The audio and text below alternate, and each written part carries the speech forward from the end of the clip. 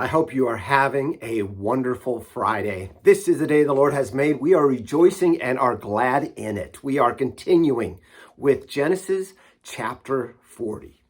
Remember that we read that Joseph had gotten thrown into prison for doing the right thing and having other people accuse him of evil, even though he was being a man of integrity.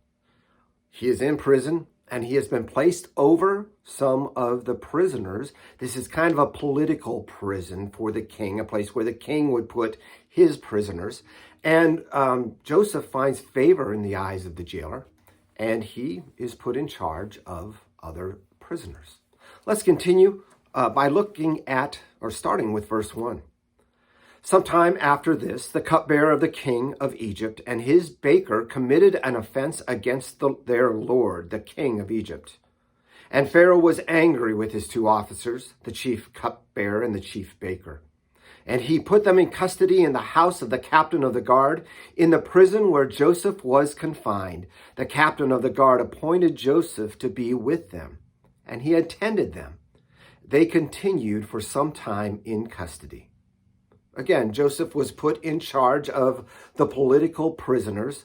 Now, the cupbearer was a man who would hand the cup to the king. You might think, well, that's an easy job. Why would he do anything to get fired from that? Well, the cupbearer also was responsible for making sure the king was not poisoned by the drink he was given. He was to look over it. He was to taste it, make sure that it was okay for the king. A kind of dangerous job, but a job in whom the king, Pharaoh, trusted with his life, literally. The baker, as you know, is a person who bakes. Again, you could see that as a person who that the king really needs to trust in order that he might not lose any of his, so that the baker wouldn't poison him, I guess you could say, or others with him. We don't know what offense they committed, but it was enough to get them thrown into the prison. Maybe it was speaking against him. Maybe it was simply not doing their job. We don't know. The point is, they were in jail with Joseph. They had done things wrong, but he had not. Let's continue with verse 8. They said to him, "We have had dreams, and there is no one to interpret them." And Joseph said to them, "Do not interpretations belong to God?" Even though Joseph is interpreting the dreams, he knows that it is God who gives him that wisdom. He continues, please tell them to me. So the chief cupbearer told his dream to Joseph, and he said to him, "In my dream there was a vine before me, and on the vine there were 3 branches. As soon as it budded, its blossoms shot forth, and the clusters ripened into grapes.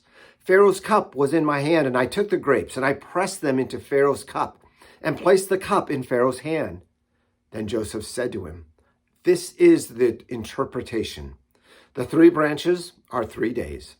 In 3 days, Pharaoh will lift up your head and restore you to your office, and you shall place Pharaoh's cup in his hand as formerly when you were his cupbearer.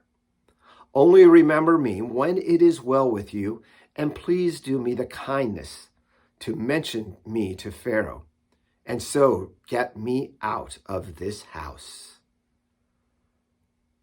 Again, a reminder that he remembered God, and he asked that God was interpreting the dream, pointed out to where his strength, where his ability comes from, his trust in the Lord.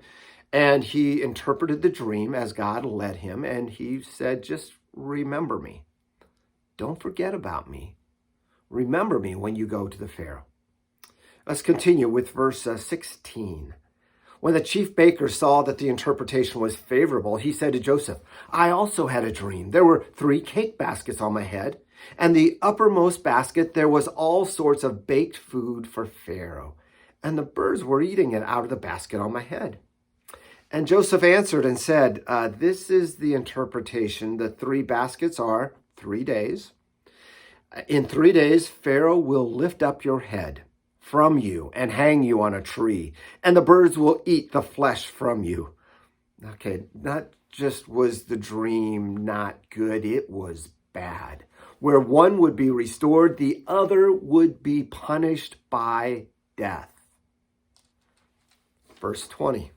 On the third day, which was Pharaoh's birthday, he made a feast for all his servants and lifted up the head of the chief cupbearer and the head of the chief baker among his servants.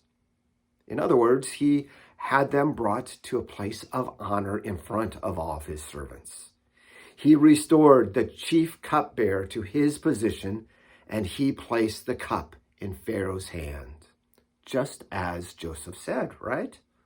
Verse 22, but he hanged the chief baker, as Joseph had interpreted to them. Yet the chief cupbearer did not remember Joseph, but forgot him.